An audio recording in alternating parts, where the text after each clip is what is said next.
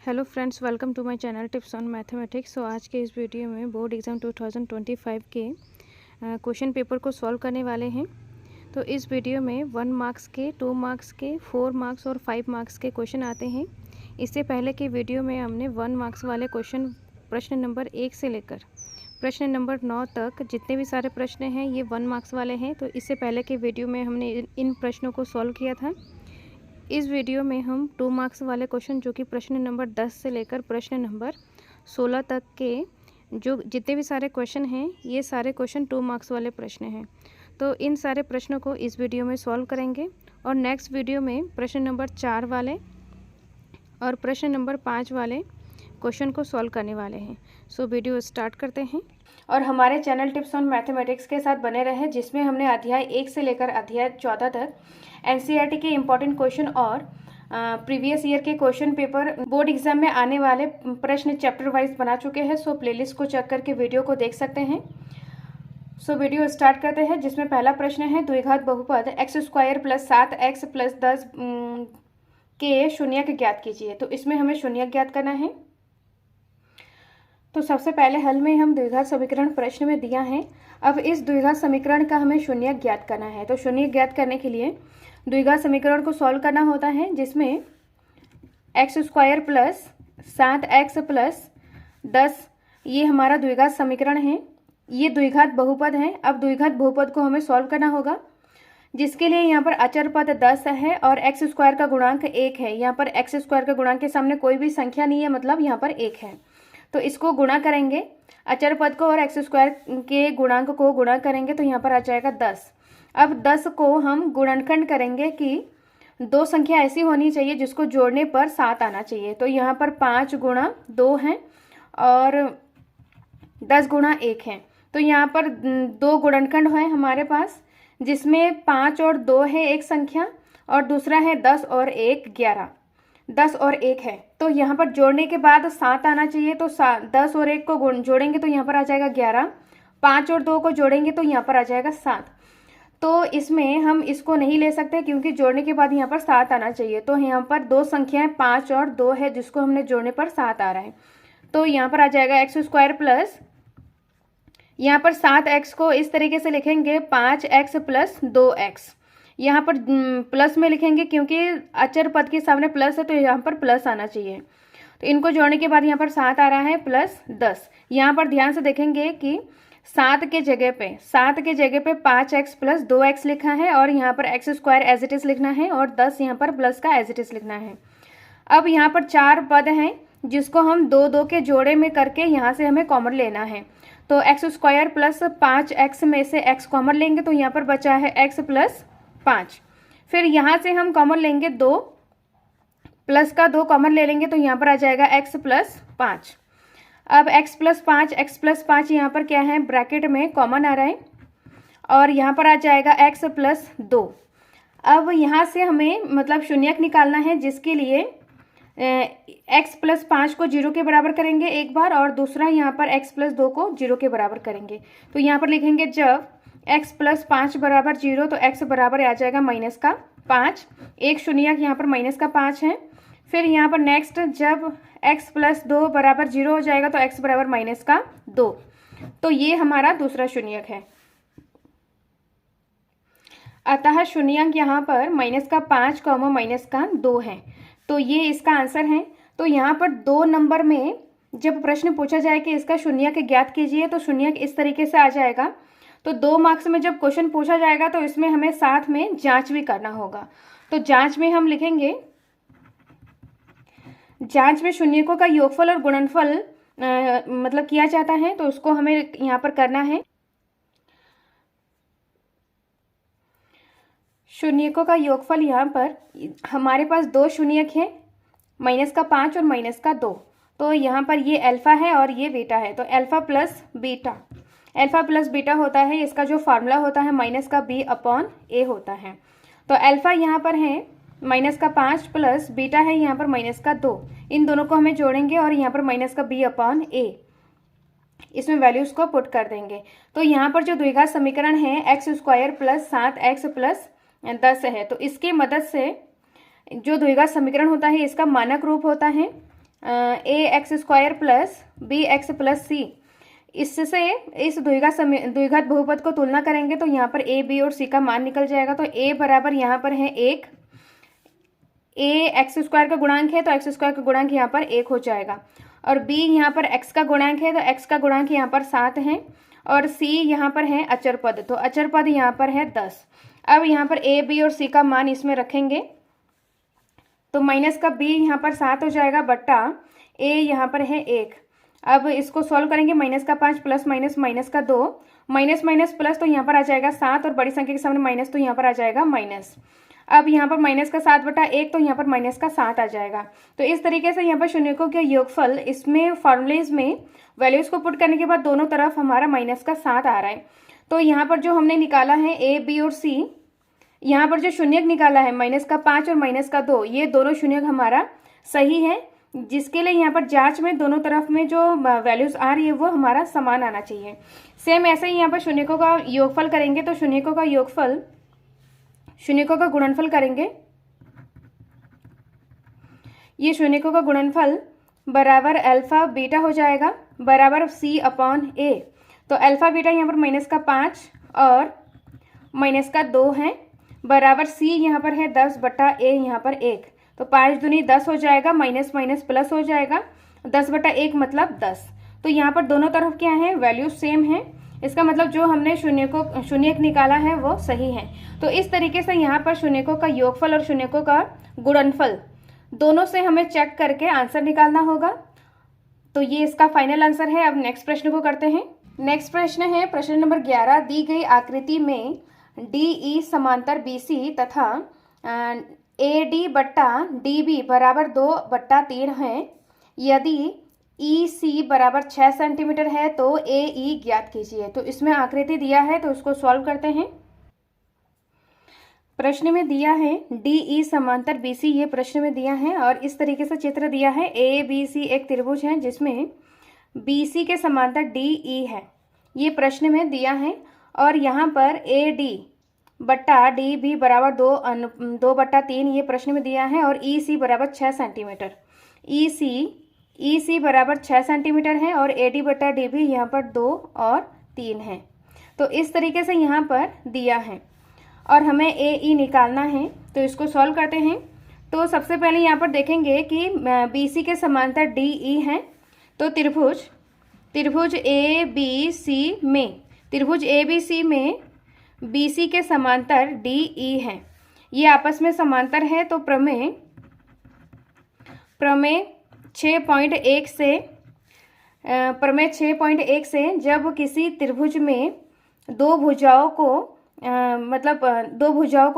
Cut करते हुए ऐसे मतलब डी ई इस तरीके से अगर रेखा हो जो कि तीसरी भुजा के समांतर हो, तो ये रेखा डी ई रेखा इस त्रिभुज के दो भुजाओं को समान अनुपात में विभाजित करती हैं। ये प्रमेय 6.1 में बताया जाता है। तो यहाँ पर ए डी बट्टा डी बी हो जाएगा और ए ई बट्टा ई सी हो जाएगा प्रमेय 6.1 से। तो यहाँ पर ए डी बट्टा डी बी बराबर हो जाएगा ए ई बट्टा ई सी, इस तरीके से हो जाएगा। अब यहाँ पर प्रश्न में दिया है ए डी बट्टा डी बी 2/3 है और ए ई हमें निकालना है। ई सी यहाँ पर 6 है, क्रॉस मल्टीप्लाई करेंगे तो यहाँ पर 2/3 है और गुणे में यहाँ पर 6 हो जाएगा, ये 6 गुणे में हो जाएगा। और यहाँ पर ए ई है, अब इसको सॉल्व करेंगे तो 3 दूनी 6 हो जाएगा। तो ए ई बराबर 2 गुणा 2, तो ए ई बराबर 2 दूनी 4 सेंटीमीटर आ जाएगा। तो ए ई हमें निकालना था, ए ई बराबर 4 सेंटीमीटर, तो ये इसका फाइनल आंसर है। अब नेक्स्ट प्रश्न को करते हैं। नेक्स्ट है प्रश्न नंबर 12। HCF 306,657 बराबर 9 दिया है, LCM ज्ञात कीजिए। तो इसमें दो संख्या का HCF दिया है, हमें LCM निकालना है, तो इसको सॉल्व करते हैं। अब यहाँ पर प्रश्न में दिया है HCF दो संख्या का HCF 9 है, हमें LCM निकालना है। तो यहाँ पर एक फार्मूला है, दो संख्या का गुणनफल बराबर HCF गुणा LCM, ये एक फार्मूला है। इस फार्मूले की मदद से यहाँ पर LCM निकालेंगे। तो दो संख्या का गुणनफल, तो दो संख्या यहाँ पर 306 गुणा 657, इन दोनों को गुणा करेंगे जो कि HCF और LCM के इक्वल आएगा। तो HCF यहाँ पर दिया है दो संख्या का 9 गुणा LCM निकालना है। तो यहाँ पर हो जाएगा LCM और ये 9 बटे में आ जाएगा, बराबर किधर आएगा तो यहाँ पर 306 गुणा 500 600, यहाँ पर ये बटे में 9 आ जाएगा। अब 9 से 306 को भाग दे देंगे, तो भाग देने के बाद यहाँ पर 9 चक्कू 36 ज़्यादा हो जाएगा, 9 तिया 27, 9 तिया 27 और यहाँ पर 3 बचा है तो 9 चक्कू 36 हो जाएगा। तो यहाँ पर संख्या बचा है 34 गुणा 657 बराबर LCM हो जाएगा।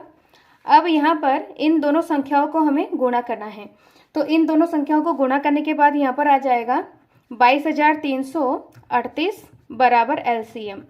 तो इसका LCM बराबर 22,338। तो ये इसका फाइनल आंसर है। अब नेक्स्ट प्रश्न को करते हैं। नेक्स्ट है प्रश्न नंबर 13, सिद्ध कीजिए √3 एक अपरिमेय संख्या है।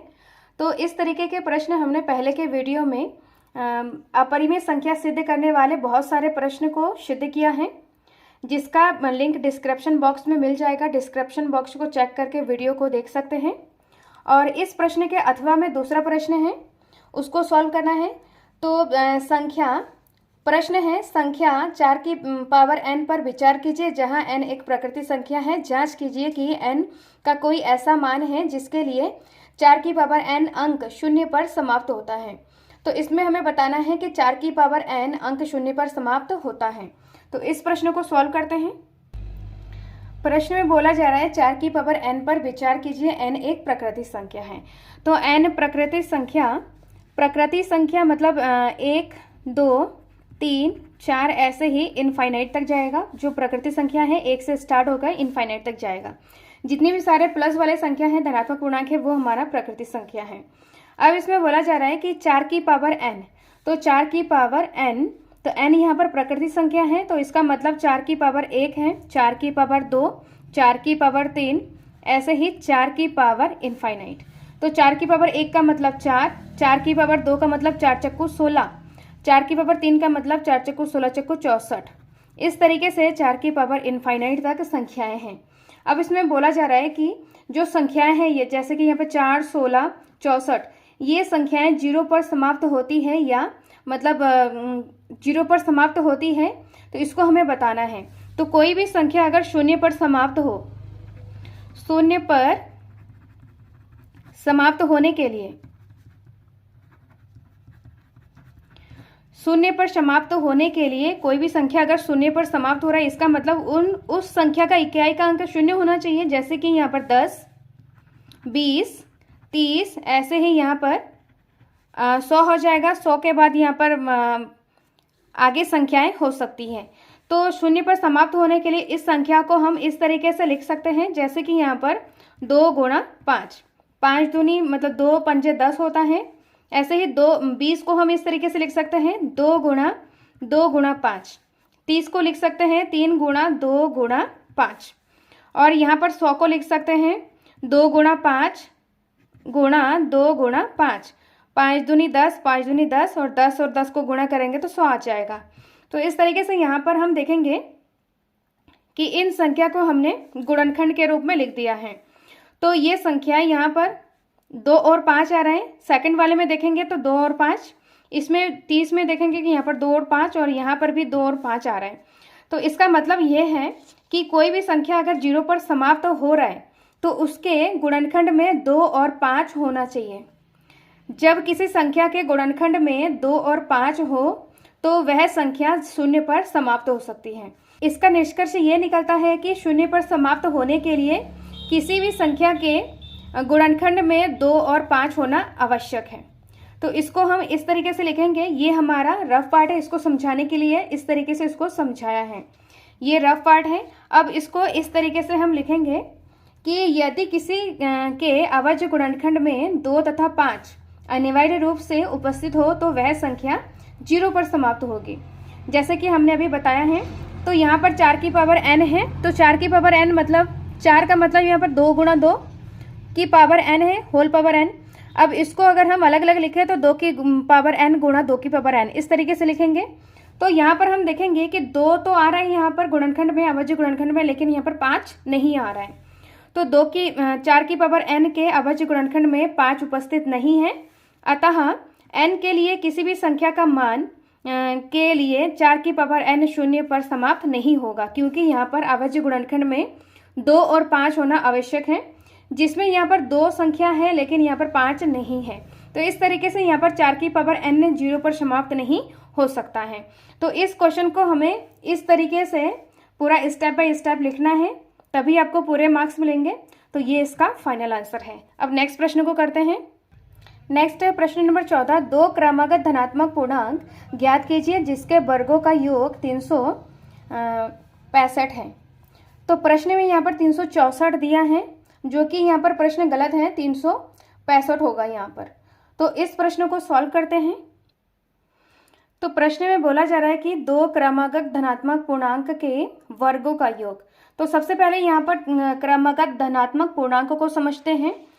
तो यहाँ पर जो क्रमागत संख्याएं होती है, क्रमागत संख्या इस तरीके से होती है जैसे कि 1 2 3 4 5। ऐसे ही यहाँ पर क्रमागत का मतलब क्रम से, जैसे 1 के बाद 2 आता है, 2 के बाद 3, 3 के बाद 4, 4 के बाद 5, इस तरीके से यहाँ पर आगे संख्याएं आएंगी। तो यहाँ पर हमें क्रमागत संख्याएं निकालनी है। तो यहाँ पर हम देखेंगे कि सबसे पहली संख्या यहाँ पर 1 है, 1 के बाद यहाँ पर है 2, 2 के बाद यहाँ पर 3, इस तरीके से है। तो सबसे पहले यहाँ पर 1 में हमने क्या जोड़ा कि यहाँ पर 2 आया है, तो 1 में हमने +1 जोड़ा, तभी यहाँ पर 2 आ रहा है। 2 के बाद यहाँ पर 3 आ रहा है, तो 2 में हम क्या करें कि 3 आ जाए, तो 2 में हमें प्लस का 1 जोड़ना है। सेम एज इट इज़ यहाँ पर 3 के बाद 4 आ रहा है, तो 3 में हम क्या करें, मतलब किसको जोड़े कि यहाँ पर 4 आए, तो 3 में हमें 1 को जोड़ना है। तो इस तरीके से यहाँ पर क्रमागत संख्या का मतलब जो पहली संख्या होगी उसमें 1 को जोड़ेंगे तो उसके बाद वाला क्रमागत संख्या आ जाएगा। तो माना यहाँ पर जो क्रमागत संख्या है, माना पहला वाला जो क्रमागत संख्या है वो x है, तो दूसरा वाला हो जाएगा x + 1। x के जगह पे यहाँ पर 1 है, तो यहाँ पर दूसरा वाला संख्या कैसे आएगा, 1 x के जगह पे 1 रखेंगे, ये मान रहे हैं कि x के जो x है वो हमारा 1 है, तो x के जगह पे 1 आ जाएगा +1, तो यहाँ पर आ रहा है 2, तो 1 के बाद यहाँ पर 2 आ रहा है। तो सबसे पहले यहाँ पर मानेंगे कि जो हमारा क्रमागत संख्या है, सबसे पहली संख्या x है, दूसरा संख्या x + 1 होगा। तो यहाँ पर हम लिखेंगे माना 2 क्रमागत संख्या x, x + 1 है। अब इसमें बोला जा रहा है कि जिसके वर्गों का योग 365 है। तो यहाँ पर लिखेंगे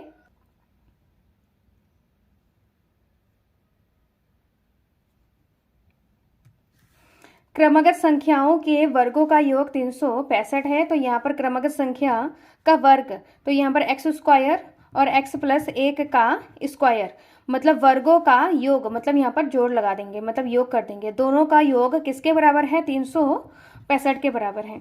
अब इसको हमें सॉल्व करना है यहाँ पर, तो यहाँ पर x² आ जाएगा और ये है a + b का होल स्क्वायर। तो इसका जो फार्मूला होता है a² + b² + 2ab बराबर a + b का होल स्क्वायर है। अब यहाँ पर a के जगह पे x है और b के जगह पे 1 है, तो यहाँ पर x² + 1 का स्क्वायर 1 हो जाएगा, +2x और 1 को गुणा करेंगे तो 2x ही आ जाएगा, और यहाँ पर 365 है। x² 2 बार है, तो यहाँ पर 2x² + 2x और यहाँ पर +1, इसको हमने आगे लिख लिया है और इसको इस तरीके से लिखा है। अब यहाँ पर 365 बराबर किधर आएगा, तो माइनस का हो जाएगा, बराबर यहाँ पर 0 आ जाएगा, तो 2x² + 2x और यहाँ पर इसको अगर माइनस करेंगे 1 से, तो यहाँ पर 364 आ जाएगा, बड़ी संख्या के सामने माइनस, तो यहाँ पर माइनस आ जाएगा। अब इसमें हम देखेंगे कि ये हमारा x² है, x का अधिकतम घात 2 है, तो ये द्विघात समीकरण बन रहा है। अब हमें द्विघात समीकरण को सॉल्व करना है। तो द्विघात समीकरण को सॉल्व करने के लिए यहाँ पर देखेंगे कि सभी से यहाँ पर 2 कॉमन आ सकता है, 2 को हम कॉमन लेंगे जिससे कि जो द्विघात समीकरण है वो थोड़ा सरल हो जाए। तो यहाँ पर आ जाएगा x², यहाँ से 2 कॉमन ले लेंगे तो यहाँ पर प्लस का x आएगा, और यहाँ पर माइनस, यहाँ से 2 कॉमन लेंगे तो यहाँ पर 2 एकम 2 और 2 अट्ठे 16 और 2 दूनी 4, 182 आ जाएगा, बराबर 0। यहाँ से अगर आपको कॉमन लेना नहीं आ रहा है तो यहाँ पर 364 से 2 को भाग लगाओगे, 2 को भाग देने के बाद यहाँ पर 182 आ जाएगा। आप यहाँ पर भाग दे के देख सकते हैं। अब यहाँ पर जो 2 है, 2 बराबर किधर आएगा, तो यहाँ पर बट्टे में हो जाएगा, 0/2 हो जाएगा, जो कि पूरा 0 हो जाएगा। तो यहाँ पर x square plus x minus का 182 बराबर 0 आ जाएगा, 2 गुणे में आ जाए, बटे में आ जाएगा। तो अब जो द्विघात समीकरण है x square plus 2x minus का 182 बराबर 0, अब इसको हमें सॉल्व करना है। तो यहाँ पर हम देखेंगे कि इसको सॉल्व करने का जो तरीका है, एक्स स्क्वायर का गुणांक यहाँ पर 1 है और अचर पद यहाँ पर 182 है। इसको गुणा करेंगे तो 182 आ जाएगा और 182 का हमें अवज्य गुणनखंड करना है कि दो संख्या ऐसी होनी चाहिए जिसको हम माइनस करेंगे कि माइनस करने के बाद यहाँ पर x के सामने कोई संख्या नहीं है, मतलब 1 माइनस करने के बाद यहाँ पर 1 आना चाहिए। तो इसको गुणनखंड करते हैं। तो यहाँ पर 2 9 18, 2 1 कम 2, 13 7 91 और 7 1 कम 7। अब यहाँ पर ऐसे संख्या है, यहाँ पर 13 है और 7 और 2 को गुणा करेंगे तो यहाँ पर आ जाएगा 14। तो 13 और 14 को माइनस करेंगे तो यहाँ पर आ जाएगा 1। तो इसको इस तरीके से लिखेंगे x square plus 14x minus का 13x, 14 और 13 को माइनस करेंगे, फिर माइनस का 182 बराबर 0। अब 2 का यहाँ पर क्या करेंगे, जोड़ा कर लेंगे तो यहाँ से x कॉमन आ जाएगा। यहाँ पर बचा है x प्लस यहाँ पर 14 और यहाँ से माइनस माइनस दोनों में है तो यहाँ पर माइनस कॉमन आ जाएगा और यहाँ से 13 कॉमन ले लेंगे।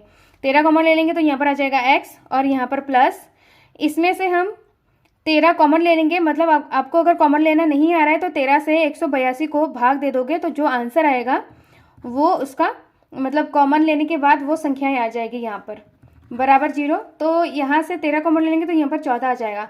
तो दोनों के ब्रैकेट वाले जो संख्या है x प्लस 14 ये दोनों समान हैं तो इसको एक बार लिखेंगे और x माइनस का 13 इन दोनों को एक बार लिखेंगे। अब यहाँ से हमें x का मान निकालना है, जिसके लिए एक बार हमें x प्लस 14 को 0 के बराबर करना है, दूसरे बार में x प्लस माइनस 13 को 0 के इक्वल करना है। तो x बराबर यहाँ पर माइनस का 14 आ जाएगा। अब दूसरे बार में x माइनस का 13 बराबर 0, तो x बराबर यहाँ पर क्या आ जाएगा, 13 आ जाएगा। तो इस तरीके से जो धनात्मक पूर्णांक है x का मान यहाँ पर माइनस का 14 और यहाँ पर 13 आ रहा है। तो यहाँ पर बोला गया है कि क्रमागत धनात्मक पूर्णांक, तो धनात्मक पूर्णांक यहाँ पर x बराबर 13 है जबकि यहाँ पर x बराबर माइनस का 14 आ रहा है। तो ये हमारा धनात्मक पूर्णांक नहीं है, तो इसको हम अमान्य करेंगे, इसको हम नहीं मान सकते हैं। तो हमारा जो धनात्मक पूर्णांक है जिसको हमने दो क्रमागत धनात्मक पूर्णांक x और x प्लस 1 माना था, तो पहली जो धनात्मक पूर्णांक है वो हमारा 13 है। तो यहाँ पर हम लिखेंगे दो क्रमागत धनात्मक पूर्णांक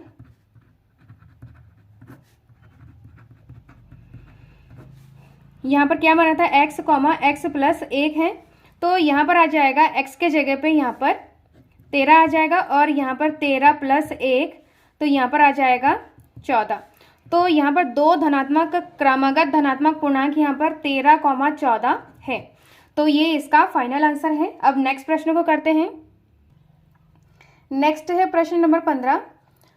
फूलों की एक क्यारी की पहली पंक्ति में 23 गुलाब के पौधे हैं, दूसरे पंक्ति में 21 गुलाब के पौधे हैं, तीसरे पंक्ति में 19 गुलाब के पौधे हैं इत्यादि।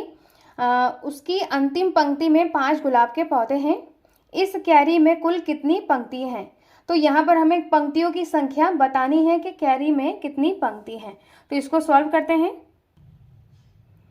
तो प्रश्न में बोला जा रहा है कि पहले पंक्ति में यहाँ पर 23 गुलाब के पौधे हैं, दूसरे पंक्ति में 21, ऐसे ही तीसरे पंक्ति में 19 और बिल्कुल लास्ट वाले पंक्ति में अंतिम पंक्ति में यहाँ पर 5 गुलाब के पौधे हैं। अब यहाँ पर हमें देखना है कि ये एपी है या नहीं, जिसके लिए यहाँ पर जो पहला पद है प्रथम पद को ए से डिनोट करते हैं, तो ए यहाँ पर 23 है। अब डी निकालेंगे तो डी यहाँ पर दूसरे वाले पद से पहले वाले पद को माइनस कर देंगे। डी का मतलब यहाँ पर सार्वंतर डी निकालेंगे तो जिसके लिए दूसरे वाले पद से पहले वाले पद को माइनस कर देंगे, तो 21 माइनस का 23 है। तो इसको माइनस करेंगे तो यहाँ पर आ जाएगा डी, यहाँ पर आ जाएगा माइनस का 2। ऐसे ही इस वाले से इसको अगर माइनस कर देंगे तो यहाँ पर आ जाएगा माइनस का 2 आ जाएगा। इसको भी यहाँ पर करते हैं तो यहाँ पर 19 माइनस का 21, इसको भी माइनस करेंगे तो यहाँ पर माइनस का 2 आएगा। तो कहने का मतलब जो डी है दूसरे वाले पद से पहले वाले पद को माइनस करेंगे तो माइनस का 2 आ रहा है, तीसरे वाले पद से दूसरे वाले पद को माइनस करेंगे तो माइनस का 2 आ रहा है। तो इसका मतलब ये जो पंक्ति में गुलाब के पौधे द्वारा जो बन रहा है, ये जो सारणी बन रहा है,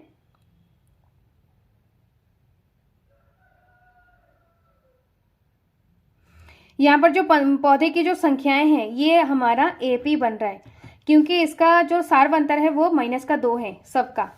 अब यहाँ पर A यहाँ पर 23 है, D यहाँ पर -2 है। अब अंतिम पद हमारा AN बराबर 5 है। अब हमें पंक्तियों की संख्या N हमें निकालना है।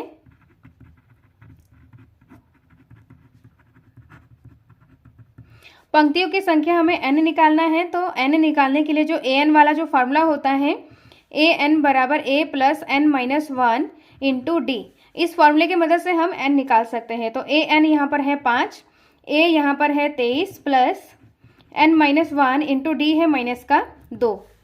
अब यहाँ पर आ जाएगा 5 और 23 बराबर किधर आएगा, तो माइनस में हो जाएगा, और यहाँ पर बचा है n-1 और गुणे में है यहाँ पर -2।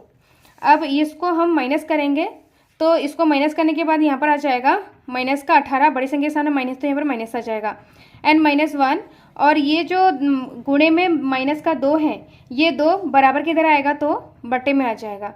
तो माइनस से माइनस कैंसिल हो जाएगा, तो 2 9 18, तो यहाँ पर आ जाएगा 9 बराबर n-1। अब यहाँ पर जो माइनस का 1 है वो बराबर किधर आएगा, तो प्लस का 1 हो जाएगा और बराबर n, तो इसको जोड़ेंगे तो यहाँ पर आ जाएगा 10। तो n बराबर 10 आ रहा है। तो यहाँ पर जो पंक्तियों की संख्या है, पंक्तियों की संख्या में निकालना था। पंक्तियों की संख्या n बराबर 10 है, तो ये इसका फाइनल आंसर है। अब नेक्स्ट प्रश्न को करते हैं। नेक्स्ट प्रश्न है प्रश्न नंबर 16। निम्नलिखित बंटन एक मोहल्ले के बच्चों के दैनिक जेब खर्चा दर्शाता है। माध्य जेब खर्चा 18 रुपये है, तो लुप्त बारंबारता f ज्ञात कीजिए। तो इसमें बारंबारता दिया है, जिसमें हमें बारंबारताओं में जो बच्चों की संख्या है उसमें f है, उस f का मान हमें निकालना है। तो इसको सॉल्व करते हैं, जिसके लिए यहाँ पर सारणी हम बनाएंगे। तो प्रश्न में दिया है माध्य जेब खर्चा 18 रुपये है, और इस तरीके से वर्ग अंतराल और बच्चों की संख्या यहाँ पर बारंबारता फ्रीक्वेंसी दिया है। वर्ग अंतराल यहाँ पर 11 से 13 है, 13 से 15, ऐसे ही 23 से 25 है। यहाँ पर जो वर्ग का जो अंतर है, मतलब जो h है, h बराबर यहाँ पर 2 है। 13 में से 11 को माइनस करेंगे तो यहाँ पर 2 आ जाएगा। तो 2 का यहाँ पर अंतर है वर्ग अंतराल में। और बच्चों की संख्या यहाँ पर फ्रीक्वेंसी दिया है 7, 6 इस तरीके से, और यहाँ पर f है। इस f का मान हमें निकालना है। और माध्य जेब खर्चा यहाँ पर 18 रुपये दिया है। तो माध्य जेब खर्चा दिया है, तो माध्य निकालने के लिए सबसे पहले यहाँ पर माध्य बिंदु मतलब xi निकालना होता है। तो xi निकालने का फॉर्मूला होता है उच्च वर्ग सीमा प्लस निम्न वर्ग सीमा बट्टा 2। यहाँ पर उच्च वर्ग सीमा, यहाँ पर अगर हमें x1 निकालना है, x1 बराबर ये xi का कॉलम है, तो यहाँ पर x1 हो जाएगा, x2 x3 ऐसे ही निकालेंगे हम। तो x1 हो जाएगा ये जो वर्ग अंतराल पहला वाला है, उच्च सीमा प्लस निम्न सीमा बट्टा 2। तो इन दोनों को जोड़ के हमें 2 से भाग लगाना है। तो भाग लगाने के बाद यहाँ पर आ जाएगा 12। इन दोनों को जोड़ के 2 से भाग लगा देंगे तो यहाँ पर आ जाएगा 12। तो इसको देखते हैं, यहाँ पर 3 और 1 4, और यहाँ पर 2 बट्टा 2। तो 24 को 2 से भाग लगाएंगे तो यहाँ पर आ जाएगा 12। तो यहाँ पर माध्य बिंदु यहाँ पर x1 2 आ रहा है। अब इसमें इसको निकालने का दो तरीका है कि जो वर्गों का जो अंतर है, यहाँ पर 2 का अंतर है। तो x1 निकालने के बाद यहाँ पर 2 जोड़ देंगे, तो 12 में 2 जोड़ेंगे तो यहाँ पर आ जाएगा 14, 14 में 2 जोड़ेंगे तो यहाँ पर आ जाएगा 16, 16 में 2 जोड़ेंगे तो 18, 18 में 2 जोड़ेंगे 20, 20 में 2 जोड़ेंगे तो यहाँ पर 22, 22 में 2 जोड़ेंगे 24। तो इस तरीके से आ जाएगा। और यहाँ पर हम दूसरा तरीका है, यहाँ पर 11 और 13 के बीच वाला संख्या क्या है। तो 11 और 13 के बीच में 12 आता है, मतलब माध्य बिंदु मतलब बीच वाला संख्या, वर्ग अंतराल के बीच वाला संख्या। एक तो ऐसा होता है। और यहाँ पर x1 निकालने के बाद उसमें जो वर्ग अंतर जो है h मतलब 2 है, उसमें 2 जोड़ के हम पूरे मतलब जो xi का जो कॉलम है इसको हम बना सकते हैं। अब नेक्स्ट यहाँ पर fi और xi बनाना होता है, इसका कॉलम बनाना होता है। तो ये हमारा fi है और ये xi है। तो इन दोनों को गुणा करेंगे, 7 और 12 को हम गुणा कर देंगे तो यहाँ पर आ जाएगा 12 सत्ते 84, 14 और 6 को गुणा कर देंगे तो 14 छंग 84 आ जाएगा। और यहाँ पर है 16 और 9 को जो गुणा कर देंगे तो यहाँ पर आ जाएगा 144, 18 और 13 को गुणा कर देंगे तो यहाँ पर आ जाएगा 334, और 20 और f को गुणा करेंगे तो 20f आ जाएगा, और 22 को 5 से गुणा कर देंगे तो यहाँ पर 110, और 24 को 4 से गुणा कर देंगे तो यहाँ पर 96 आ जाएगा। अब हमें सिग्मा एफ आई निकालना होता है, सिग्मा एफ आई एक्स आई निकालना होता है। तो यहाँ पर ये जो संख्याएं हैं इन सभी संख्याओं को हम जोड़ देंगे, तो जोड़ने के बाद यहाँ पर आ जाएगा 752 और प्लस 20f है तो यहाँ पर आ जाएगा 20f। पहले यहाँ पर संख्याओं को जोड़ेंगे, इन संख्याओं को सबसे पहले जोड़ेंगे तो 752 और यहाँ पर 20f है तो प्लस 20f आ जाएगा। नेक्स्ट है यहाँ पर सिग्मा एफ आई निकालना होता है, तो सिग्मा एफ आई, तो सिग्मा एफ आई में भी ये जो संख्याएं हैं इन संख्याओं को सबसे पहले हम जोड़ेंगे, तो जोड़ने के बाद यहाँ पर 44 और यहाँ पर f भी बचा है तो प्लस f आ जाएगा। अब इसमें हमें माध्य निकालना है, तो माध्य निकालने का जो फार्मूला होता है, माध्य बराबर, माध्य को x बार से डिनोट करते हैं, तो माध्य बराबर सिग्मा एफ आई एक्स आई बटा सिग्मा एफ आई। तो माध्य खर्चा है यहाँ पर 18 रुपये और सिग्मा एफ आई एक्स आई यहाँ पर 752 प्लस 20f बटा sigma F I 44 plus f। अब यहाँ पर हमें इसको कैलकुलेट करना है, तो 44 प्लस f क्रॉस मल्टीप्लाई हो जाएगा तो 18 के साथ गुणे हो जाएगा, तो 18 और यहाँ पर 44 प्लस f बराबर 752 प्लस 20f, इस तरीके से आ जाएगा। अब यहाँ पर आ जाएगा 18 को 44 से गुणा करेंगे तो यहाँ पर आ जाएगा 792 प्लस 18 को f से गुणा करेंगे तो यहाँ पर 18f आ जाएगा, इस तरीके से। फिर यहाँ पर आ जाएगा 752 प्लस 20f। अब इसमें हमें f का मान निकालना है, तो f वाले को एक साइड करेंगे और संख्याओं को एक साइड करेंगे, तो यहाँ पर 752 और यहाँ पर 792 यहाँ 792 ऐसे ही आ जाएगा, और 752 बराबर किधर आएगा तो माइनस में हो जाएगा, और यहाँ पर 20f और 18f बराबर किधर आएगा तो माइनस का 18f हो जाएगा। इनको माइनस करेंगे, 20 में से 18 को माइनस करेंगे तो 2f हो जाएगा, और इन दोनों संख्याओं को हम माइनस करेंगे तो 2 से 2 गया 0, 9 में से 5 गया 4 और 7 से 7 गया 0 हो जाएगा, मतलब 40 आ जाएगा इन दोनों को माइनस करने के बाद। अब हमें f का मान निकालना है, तो जो 2 है गुणे में है, बराबर किधर आएगा तो बट्टे में आ जाएगा, तो f बराबर इसको डिवाइड करेंगे तो 20 आ जाएगा, तो f बराबर यहाँ पर 20। तो यहाँ पर जो बारंबारता, लुप्त बारंबारता था, लुप्त बारंबारता यहाँ पर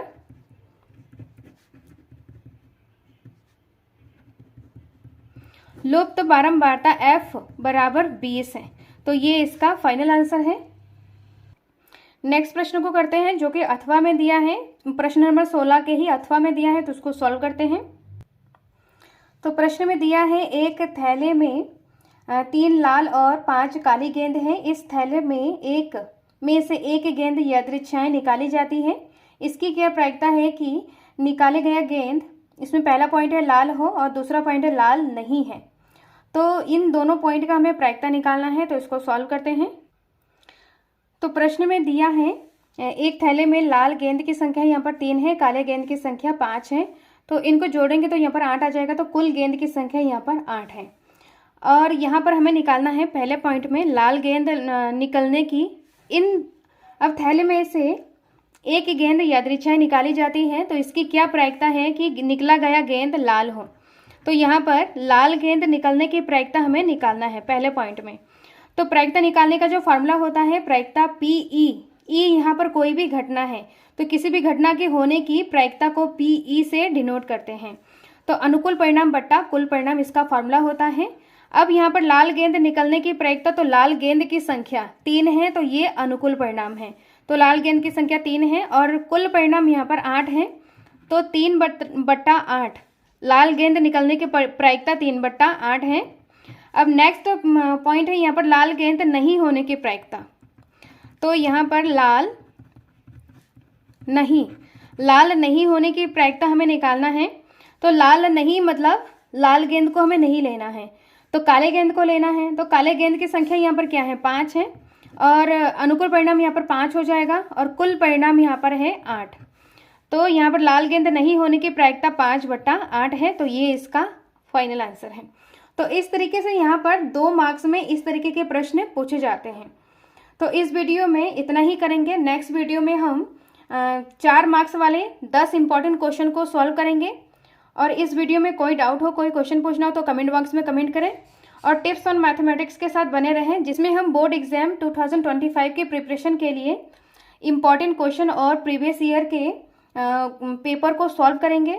इससे पहले के वीडियो में हमने 2024 के बोर्ड एग्जाम वाले प्रश्नों को हमने सॉल्व किया है, 1 मार्क्स वाले, 2 मार्क्स वाले, 4 और 5 मार्क्स वाले, मतलब 4 वीडियो में उसको हमने कंप्लीट किया है।